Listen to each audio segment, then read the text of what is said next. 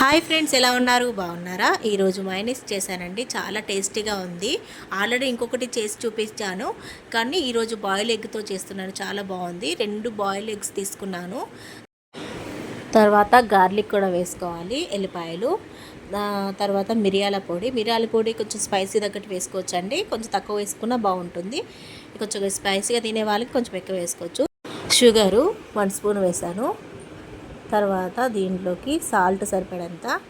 తర్వాత దీనిలో కొంచెం ఆయిల్ తీసుకున్నానండి. ఇంతకుముందు మైనస్ చేసినప్పుడు దానిలో ఆయిల్ క్వాంటిటీ బాగా యూజ్ చేశాను, కానీ దీనిలో అవసరం లేదు, ఎక్కువ పడది.